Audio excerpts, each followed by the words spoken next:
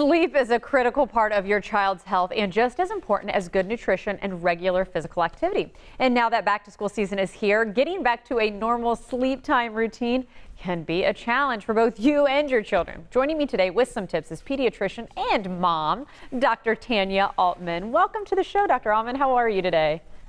Good morning. Thank you for having me here. I'm excited to partner with Natrol on this back to school kids health campaign. Well, let's chat. I mean, I know making that switch to the old routine for bedtime and getting back into school is really challenging. I have a 2.5-year-old, so I'm not there yet, but I know that's a big stress for a lot of families. It is, and you know what? It goes fast, so you're going to be here before you know it with those preschool days. During the summer, kids tend to stay up later running around the house, hopefully, or maybe playing too many video games. But either way, when school starts, you got to get that bedtime earlier. So I usually recommend 15 minutes every few days, but now school's about to start or already started, so you got to do it now. I take a look at what time kids have to wake up in the morning, backtrack 10 hours because kids really need 10 hours of sleep at night in order for their brains to focus and concentrate and learn at school. So during the day, make sure they're getting outside, getting plenty of exercise. An hour before bedtime, all those screens need to go off and out of the bedroom, and then you can start that relaxing bedtime routine. And everybody in the house needs to be quiet and relaxed as well. Things should be dark and cool. You can give your kids a bath or shower, brush teeth, read a story for the little ones, and older kids may want to read on their own in bed for 15 or 20 minutes. And then it's hugs and kisses, lights out, and good night. You say 10 hours. What age group are we talking about up to 10 hours? Because I imagine when they get older, do you got to go back to the 8 hours that you hear? Well, school-age kids definitely need 10 hours of sleep, and middle school kids still need at least 9 hours of sleep. And in high school, they still need 9 or 10 hours of sleep. In fact, often teenagers need even a little more sleep.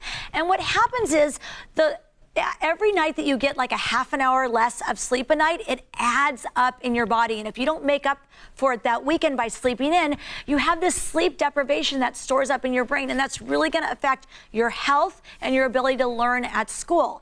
And so that's why often when we're going through periods of transition, such as like summertime to the school time, or let's say you go on a family vacation and you're having trouble getting your kids back on track, that's when I'll often recommend a dose of melatonin. I like Natrol Kids Melatonin. It's low dose, safe, and effective, just to give your kids that extra little nudge they need, especially this time of year, to get everyone's sleep schedule back on track, because we know that starting off the school year healthy is really the best way to go. I like that you're talking about this and how it's just a low dose, because I think some parents might be hesitant, like, oh, if I start it now, then my child's going to have to need it all the time. It doesn't sound like that's going to be the case. No, usually we use it when needed. So for a few days to a week at a time, and then you have a good regular routine that you're doing in your house and everybody's fine. And then you go on vacation over a break, right? And then you come back and sometimes you need a little help again. It's all about routine and practice and really being a good role model as a parent. A lot of parents aren't getting enough sleep themselves. So if you can get those kids to sleep on time, then you can go to sleep a little earlier too. I'm curious, and in closing, I'm glad we were able to talk a little bit about how you can help nap times. Is nap time something to hold on to for school-age kids, or does that just mess them up, or is that still encouraged? So that's a great question. So I know your 2-year-old right now is still taking naps, and some kids will nap until around kindergarten, and some will give it up around age 2 or 3, and that's okay. What typically happens is they start pushing that nap time later in the day until it's affecting their nighttime sleep, and they're going to bed so late that I'll say, you know what, let's try to pull that nap time, put them to bed an hour or 2 earlier, and let's see how they do. And it all depends on the child and their routine, but hopefully you have another year of that nap time, but you kind of got to see. My kids all gave it up around age 2. Oh, see, you know what? I would say my age, but let's just put I haven't given up my nap yet, so I might need to work on that. It's so nice to talk with you. Thank you for these great tips.